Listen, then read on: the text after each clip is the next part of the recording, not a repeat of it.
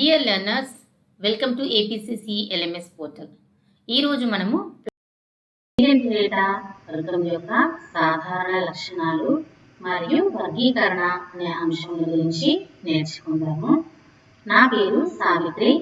నేను జంతుశాస్త్ర అధ్యాపకురాలిగా ప్రభుత్వ పురుషుల కళాశాల కడపలో పనిచేస్తున్నాను. మొదట ఈ పాఠ్యాంశం యొక్క అభ్యసన లక్షణాలు. విద్యార్థి ఈ పాఠ్యాంశాన్ని నేర్చుకోవడం ద్వారా సీజెంట్రేటా వర్గం యొక్క చరిత్ర మరియు సీజెంట్రేటా వర్గము అనేది ముందు తర్వాత వచ్చే వర్గాల మధ్యలో ఏ విధంగా సంధాన సేతువులను కలిగి ఉంది, తర్వాత ఈ వర్గం యొక్క ఉపోద్ఘాతము అంటే ఎవరు ఈ సీజెంట్రేటా వర్గం పైన పరిశోధనలు చేశారు, ఏ విధమైనటువంటి పేర్లు ప్రతిపాదించారు, దీనితో పాటు ఈ వర్గం యొక్క వర్గీకరణ, ఈ వర్గంలో ఉన్నటువంటి వివిధ ఉపవర్గాలు మరియు క్రమాలు, వీటన్నిటితో పాటు సీజెంట్రేటా జీవుల యొక్క ప్రాముఖ్యత ఏ విధంగా ఉంది అనే అంశాల గురించి నేర్చుకోవడం జరుగుతుంది. సీజెంట్రేటా వర్గం యొక్క చరిత్ర. అరిస్టాటిల్ అనే శాస్త్రవేత్త వీటిలోని కుట్టుకణాల ఆధారంగా వీటిని మొక్కలకు మరియు జంతువులకు మధ్య జీవులుగా గుర్తించి వీటిని అకాలెపే లేదా నెట్టిల్, నీడోస్ లేదా థ్రెడ్ దారం లాంటి నిర్మాణాలుగా గుర్తించి వీటిని జూఫైటా విభాగం కింద చేర్చడం జరిగింది. తర్వాత వీటిలో ఉన్నటువంటి జంతు స్వభావం అంటే వీటిలో కదలికను ప్రదర్శించడం, ప్రత్యుత్పత్తి, ఈ లక్షణాలన్నింటినీ ఆధారంగా పెసోనెల్ అనే శాస్త్రవేత్త మరియు ట్రంబ్లే అనే శాస్త్రవేత్త ఇద్దరు కలిపి వీటిలోని జంతు స్వభావాన్ని గుర్తించడం జరిగింది. తర్వాత లినేయస్, లామార్క్ మరియు క్యూవియర్ అనే శాస్త్రవేత్తలు వీటిని రేడియేటా విభాగం కింద చేర్చడం జరిగింది. తర్వాత ల్యూకాట్ అనే శాస్త్రవేత్త ఈ సీజెంట్రేటా జీవులను ఎకైనోడర్ముల నుంచి వేరు చేసి ఒక ప్రత్యేక వర్గంగా గుర్తించి సీజెంట్రేటా అనే వర్గాన్ని ఏర్పరచడం జరిగింది. ఈ సీజెంట్రేటా అనే పదాన్ని గ్రీకు పదం నుంచి తీసుకున్నారు. కాయిలోస్ అంటే క్యావిటీ లేదా కుహరం లాంటి నిర్మాణం, ఎంటిరాన్ అంటే ఇంటెస్టైన్ లేదా ఆహార నాళము. క్యావిటీ లాంటి ఆహార నాళాన్ని కలిగి ఉన్న జీవులుగా దీన్ని మనం హాలోకట్ అని కూడా పిలుస్తాము. తర్వాత నిలేరియా, వీటిలో ఉన్నటువంటి ఒక ప్రత్యేకమైనటువంటి నీడోసైట్స్ లేదా వీటిని మనం దంశ కణాలు అని పిలుస్తాం. ఈ వర్గంలో మాత్రమే ఉండటం వలన దీనికి నిలేరియా అనే పేరును కూడా ప్రతిపాదించడం జరిగింది. ఇప్పుడు ఇక్కడ మనం సంధాన సేతువుల్ని చూస్తున్నాము. మొదటి పిక్చర్ లో ఉన్నది ప్రోటిలోస్పాంజియా. ప్రోటిలోస్పాంజియా దీనిని మనము ప్రోటోజోవా మరియు కోరిఫెరా, ప్రోటోజోవా మరియు మెటాజోవా జీవులకి మధ్య సంధాన సేతువులుగా గుర్తిస్తాం. ఎందుకంటే ఇవి ప్రోటోజోవా లక్షణాలని అలాగే మెటాజోవా వర్గమైనటువంటి కోరిఫెరా లక్షణాలని రెండింటినీ కలిగి ఉండటం వలన దీన్ని ఈ రెండు వర్గాల మధ్య సంధాన సేతువుగా పరిగణిస్తాం. ఇక రెండవది టీనోప్లానా. ఇది సీజెంట్రేటా మరియు హెల్మెంథిస్ వర్గాలకి మధ్య సంధాన సేతువు. ఎందుకంటే ఇక్కడ సీజెంట్రేటా అలాగే హెల్మెంథిస్ వర్గాలకి చెందినటువంటి రెండు లక్షణాలని ఇది కలిగి ఉండటం వలన దీనిని సంధాన సేతువుగా పరిగణించడం జరుగుతుంది. ఉపోద్ఘాతం. సీజెంట్రేటా వర్గానికి ముందు ఉన్నటువంటి వర్గాలైన ప్రోటోజోవా మరియు కోరిఫెరా, ఈ రెండు వర్గాలలో కేవలం ఏకకణ మరియు బహుకణ స్థాయి అభివృద్ధి మాత్రమే కనిపిస్తుంది. అయితే మొట్టమొదట సీజెంట్రేటా వర్గంలో కణజాలాలు ఏర్పడి కణజాల స్థాయిని కలిగినటువంటి జీవులు అనేవి ఏర్పడతాయి. కాబట్టి దీన్ని మొదటిసారి కణజాల స్థాయి ఏర్పడినటువంటి వర్గంగా పరిగణిస్తారు. అలాగే మెటాజోవా విభాగంలో మొదటి బహుకణ జీవులు.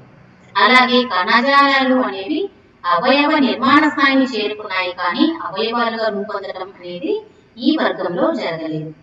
ఈ వర్గంలో ఉన్న జీవులన్నీ కూడా జలచర జీవులే. అయితే దాదాపు అన్ని జీవులు కూడా సముద్రంలో నివసించడానికి అనుకూలనాలు కలిగి ఉంటాయి. ఒక మంచినీటి హైడ్రా మాత్రం ఇది మంచినీటిలో మాత్రమే జీవించడానికి అనుకూలనాలను కలిగి ఉంటుంది.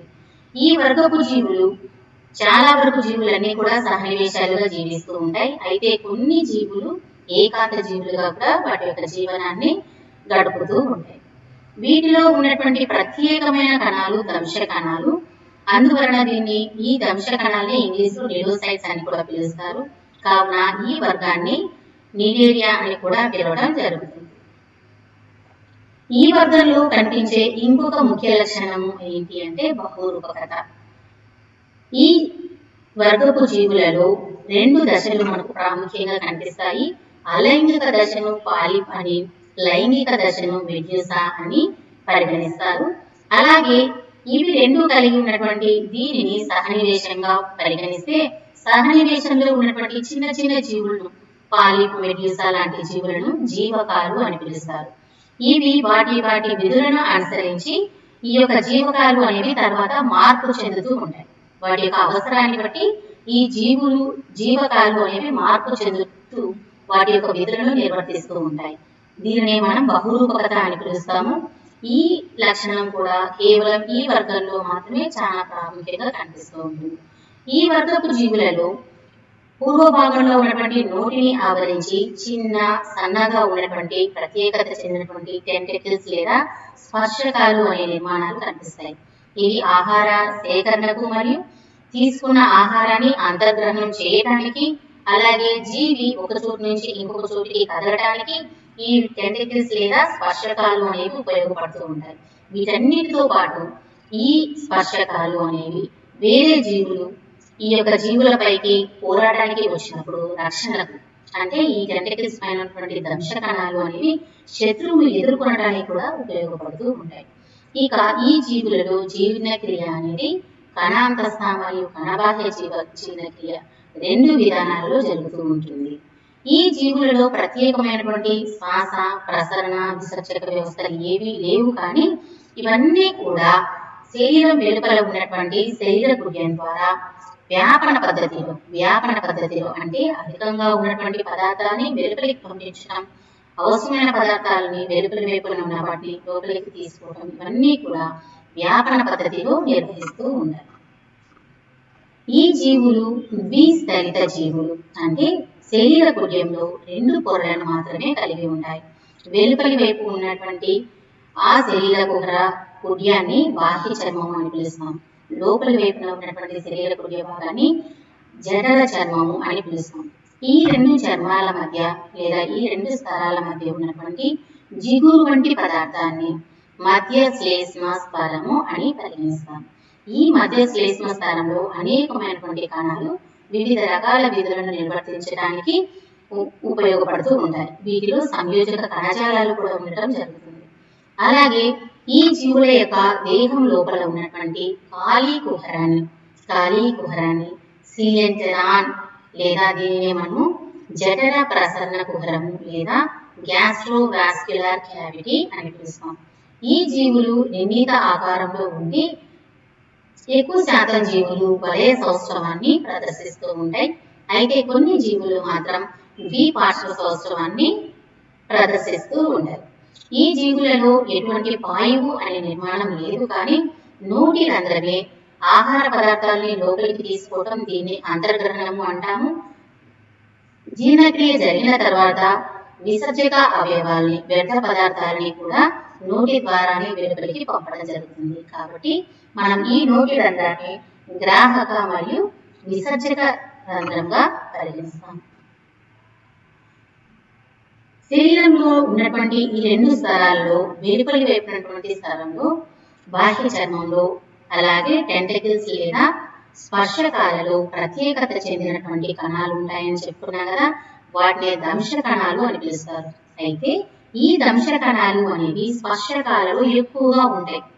స్పర్శకాలలో ఎక్కువగా ఉండి ఏదైనా శత్రుజీవి దీని దగ్గరికి వచ్చినప్పుడు, ఈ జీవులను తినడానికి వచ్చినప్పుడు ఈ దంశ కణాలు అనేవి వాటిని చుట్టుకొని ఈ దంశ కణాల్లో ఉన్నటువంటి ఒక ప్రత్యేకమైన రసాయనిక పదార్థమైనటువంటి హిప్నోటాక్సిన్ ఆ జీవులలో విడుదల చేయడం వలన ఆ జీవులు పాక్షికంగా పక్షవాతానికి లేదా పారాలైసిస్ కి గురి కావడం జరుగుతుంది అన్నమాట.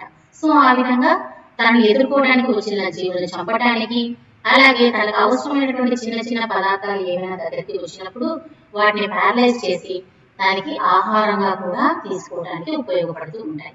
ఇవన్నీ కూడా ఏసిలోబేట్ జీవులు. శరీర కుహర రహిత జీవులు. ఇక నాడీ వ్యవస్థను చూస్తే నాడీ వలసూత్ర యుగ్మన సహిత లేదా శూద్ర యుగ్మన రహితంగా విసరణ రకానికి చెందినటువంటి నాడీ వ్యవస్థ వీటిలో మనకు కనిపిస్తుంది. నాడీ కణాలు అనేవి ఒకదానితో ఒకటి కలిసి నాడీ జత వలను ఏర్పరుస్తాయి.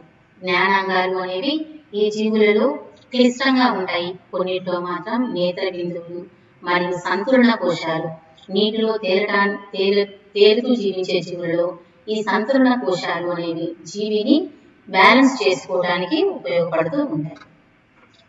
కండర వ్యవస్థలో ఉన్నటువంటి బాహ్య చర్మం మరియు జఠర చర్మంలో ఉన్నటువంటి ఉపకళా కండర కణాలు అనేవి ఈ రెండు పొరలలో మనకు కనిపిస్తూ ఉంటాయి. వీటి మధ్యలో ఉన్నటువంటి ఆ శరీర కుహరంలో స్వతంత్ర పోగులు అనేవి కనిపిస్తూ ఉంటాయి. ఈ జీవులలో ప్రత్యుత్పత్తి అనేది రెండు రకాలుగా జరుగుతుంది. అలైంగిక ప్రత్యుత్పత్తి మరియు లైంగిక ప్రత్యుత్పత్తి. అలైంగిక ప్రత్యుత్పత్తి అనేది మొగ్గలు తొడగడము లేదా విచ్చిత్తి అన్నటువంటి విధానాల ద్వారా జరుగుతుంది. ఇక లైంగిక ప్రత్యుత్పత్తిలో శుక్ర కణాలు మరియు అండాల ద్వారా జరుగుతుంది. ఇవి ద్విలింగ జీవులు మరియు కొన్ని ఏకలింగ జీవులు. కొన్ని జీవులలో రెండు ప్రత్యుత్పత్తి అవయవాలు ఒకే జీవిలో ఉంటాయి. కొన్ని జీవులలో స్త్రీ మరియు పురుష లింగ విభేదనం అనేది కూడా మనకు కనిపిస్తుంది. ఇక పిండాభివృద్ధి దశలో గమనిస్తే విదరణము అనేది పూర్ణ బచ్చిత రకానికి చెంది ఉంటుంది. అలాగే వీటిలో ఉన్నటువంటి పిండాభివృద్ధి అనేది పరోక్షంగా జరుగుతుంది. అంటే ఈ వర్గంలో ఒక ప్రత్యేకత చెందినటువంటి ప్లాన్యులర్ డింబకం అనేది కూడా మనకి ఇక్కడ కనిపిస్తూ ఉంటుంది. ఇప్పుడు సీలెంటరేటా జీవుల యొక్క వర్గీకరణను మనం నేర్చుకుందాము. హైమన్ అనే శాస్త్రవేత్త ఈ సీలెంటరేటా జీవుల పైన పరిశోధనలు జరిపి ఈ సీలెంటరేటా వర్గంలో ఉన్నటువంటి జీవులన్నింటినీ కూడా 3 విభాగాలుగా గుర్తించడం జరిగింది. మొదటి విభాగం హైడ్రోజోవా, రెండవ విభాగం స్టైపోజోవా, ఇక మూడవ విభాగం ఆంథోజోవా. ఈ 3 విభాగాల్ని మనం ఒకదాని తర్వాత ఒకటి చూసుకుంటూ వెళ్ళిపోదాం. మొదట ఈ ఫ్లో చార్ట్ లో సీలెంటరేటా వర్గం యొక్క ఉపవర్గాలు, వీటిని మనం విభాగాలు అని కూడా పిలుస్తాము. మరియు వాటి కింద ఉన్నటువంటి వివిధ జీవులను పొందుపరచడం జరిగింది. ఒకసారి చూడండి. హైడ్రోజోవా వర్గం కింద మనకు ప్రాముఖ్యంగా హైడ్రా, దీన్ని మనం సీఫర్ అని కూడా పిలుస్తాము. రెండవది పైసేరియా, దీన్ని మనం పోర్చుగీస్ మ్యానాఫార్ అని కూడా పిలుస్తాం. తర్వాత వెరెల్లా, పోర్పిటా, హాలిస్టెమ్మా, ఇవన్నీ కూడా హైడ్రోజోవా విభాగం కింద మనం గమనించవచ్చు.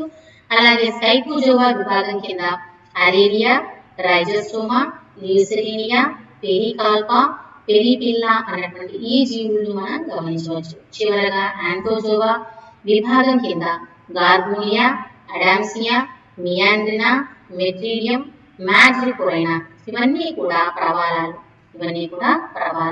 ఇవన్నీ కూడా ఆంథోజోవా విభాగం కింద వచ్చేటటువంటి జీవులు. ఇప్పుడు మనం ఈ ఉపవర్గాలు లేదా విభాగాలను ఒకదాని తర్వాత ఒకటి నేర్చుకుంటా వెళ్దాము. మొదటి ఉపవర్గము లేదా విభాగము హైడ్రోజోవా. ఈ విభాగంలోని జీవులన్నీ కూడా దాదాపు మంచినీటిలో నివసించడానికి అనుకూలాలను కలిగి ఉంటాయి. అయితే కొన్ని జీవులు మంచినీటిలో కూడా జీవిస్తూ ఉంటాయి. ఈ జీవులు శాఖాయుతమైనటువంటి అంటే శాఖలు కలిగినటువంటి మొక్కల్లాగా కనిపించడం వలన వీటిని జూఫైట్లు అని కూడా పిలుస్తారు. ఓకే, అంటే ఫైట్లు అంటే మొక్కలు, జూఫైట్లు అంటే మొక్కలను పోలినటువంటి జంతువులు కావున వీటిని జూఫైట్లు అని కూడా పిలవడం జరిగింది.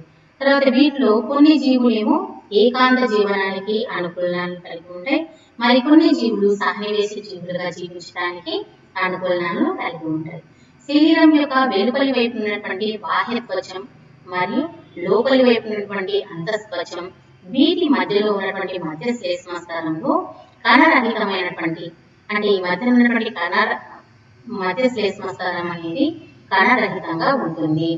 శరీరం యొక్క వెలుపలి వైపున లేదా శరీరం పైన దళసరిగా ఉన్నటువంటి రక్షణ కవచం అనేది ఈ హైడ్రోజోవా జీవులలో కనిపిస్తుంది. దీన్ని మనం పెరిసాక్ అని కూడా పిలుస్తాం.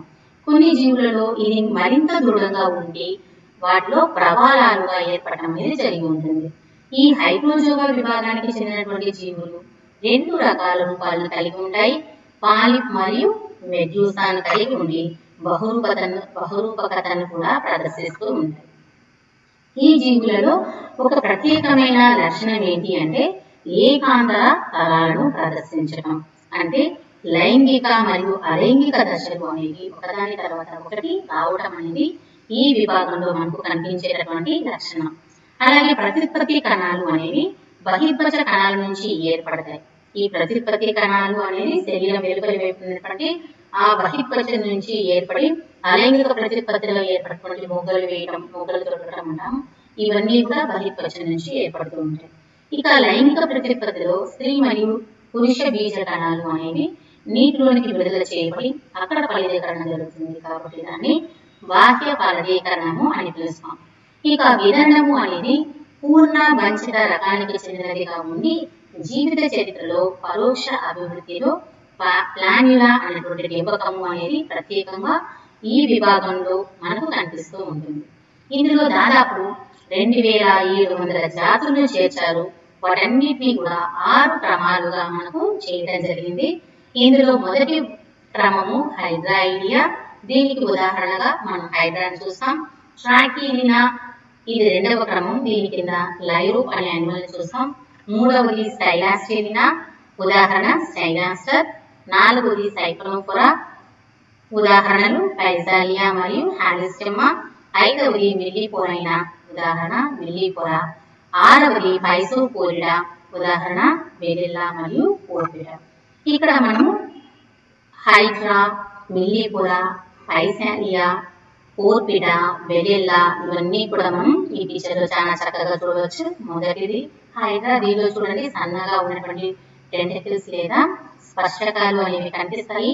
వీటిపైన చిన్నగా సన్నగా ఉన్నటువంటి ఈ యొక్క దంశ కణాలు అనేవి కూడా మనం జాగ్రత్తగా చూడవచ్చు. రెండవది మెల్లిపోరా.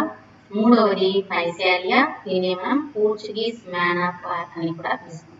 ఇక్కడ ఇదేమో పోర్పిడా, తర్వాత బెరిల్లా. ఇక రెండవ ఉపవర్గము లేదా విభాగము సైకోజోవా. ఇవన్నీ కూడా దాదాపు సముద్రం పైన తేలియాడుతూ లేదా నీటిలో ఈదుతూ జీవనాన్ని గడుపుతూ ఉంటాయి. ఈ ఉపవర్గంలోని జీవులను సాధారణంగా జెల్లీ చేపలు లేదా జెల్లీ ఫిషెస్ అని పిలుస్తాం. వీటిలో ఉన్నటువంటి పాలిప్ దశ అనేది దాదాపుగా క్షీణించిపోయి అదృశ్యమవుతూ ఉన్నటువంటి స్థితిలో మనకు కనిపిస్తుంది. జఠర ప్రసరణ కుహరాన్ని గమనిస్తే ఇది విభజన చెంది వీటిలో వివిధ రకాల తంతువులను కలిగి ఉంటుంది.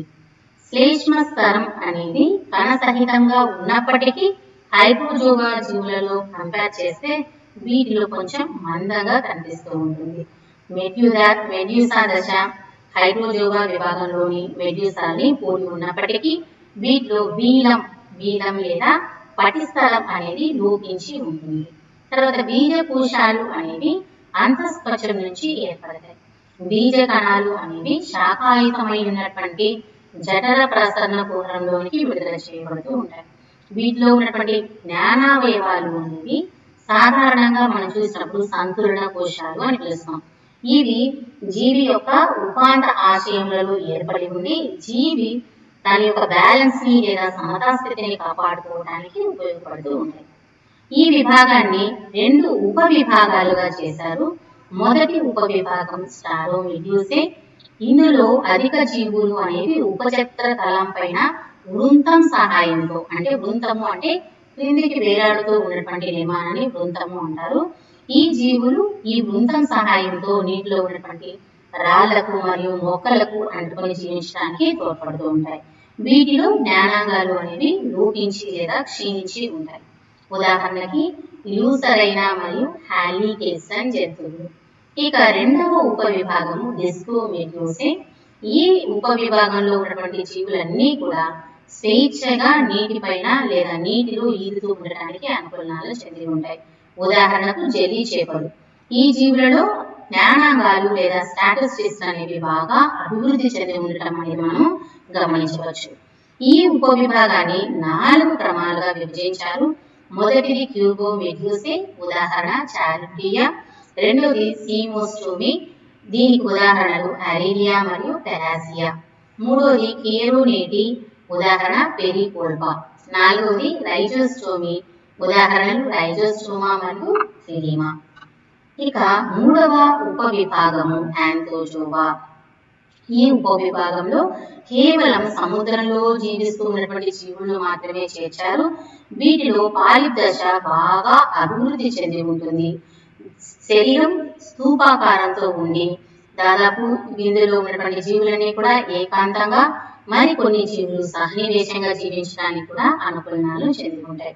వీటిలో ఉన్నటువంటి ఆద్యముఖము అనేది బాగా అభివృద్ధి చెంది ఉండి స్కిప్నోగ్లిఫ్ అనేటువంటి గాడులతో కూడా ఏర్పరచబడి ఉంటుంది. శరీర కుడ్యానికి మరియు ఆద్యముఖానికి మధ్యన విభాజకాలు లేదా సెప్టా అన్నటువంటి నిర్మాణాలు ఏర్పడి ఉంటాయి.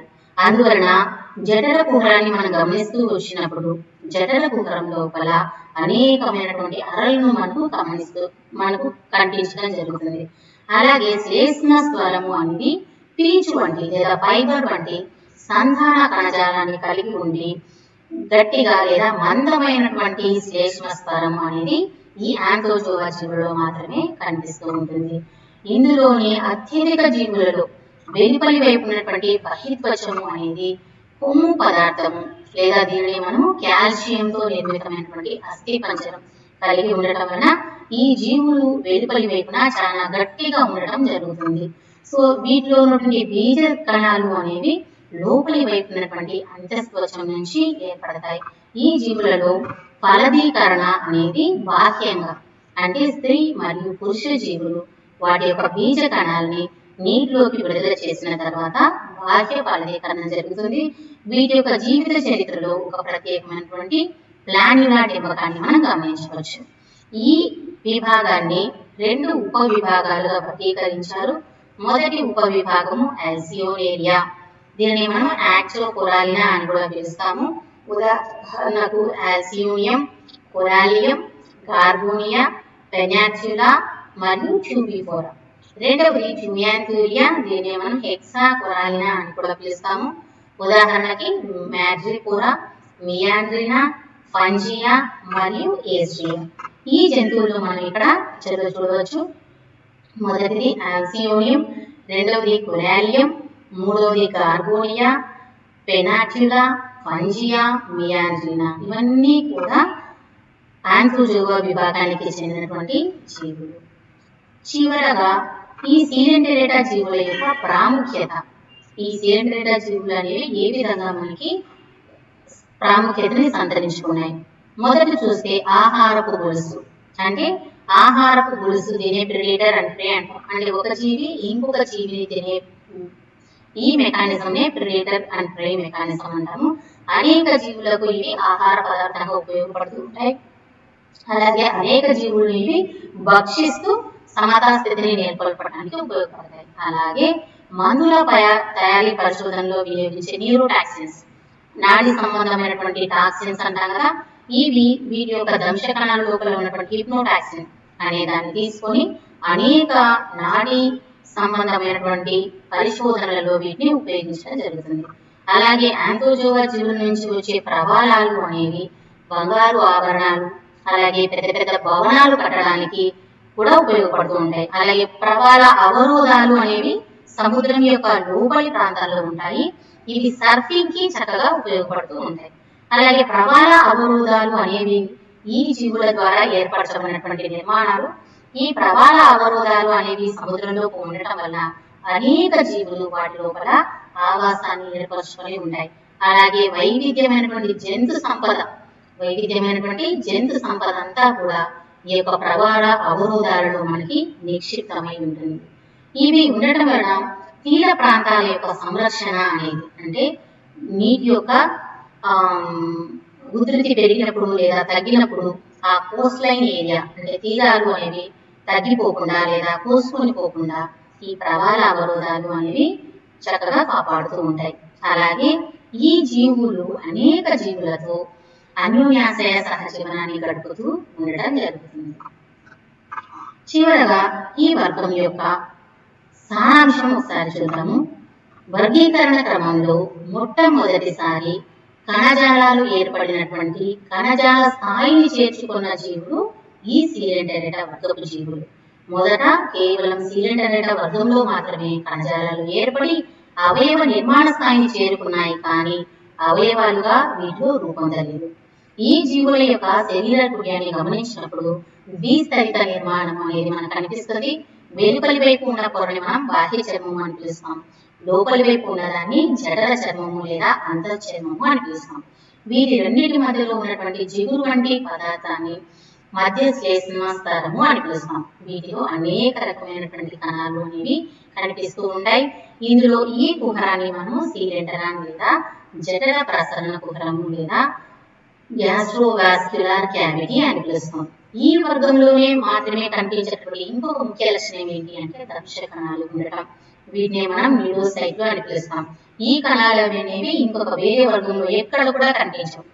ఇందులో ఇవి ఉండటం వలన వేరే జీవుల నుంచి రక్షించుకోవడానికి లేదా ఇతర జీవులను చంపడానికి ఇవి తోడ్పడుతూ ఉంటాయి. ఇంకొక అంశము దీనిలో మాత్రమే కనిపించేది బహురూపకత. ఈ జీవుల్లో మాత్రమే వివిధ రకాల జీవకాలను కలిగి ఉండి శ్రమ విభజన కొరకు అంటే వివిధ అభివృద్ధి చెందిన జీవులలో ఏ విధంగా అయితే వివిధ రకాల అవయవాలు ఉండి వివిధ రకాల విధులను నిర్వర్తిస్తూ ఉంటాయో ఈ జీవులలో కూడా వివిధ జీవకాల ఏర్పాటు అనేది జరిగి వివిధ జీవక్రియలను నిర్వర్తించడానికి ఉపయోగపడుతూ ఉంటాయి. కావున ఇవి ఈ సీలెంటేటా వర్గంలో కనిపించేటటువంటి ముఖ్యమైన అంశాలు. Thank you.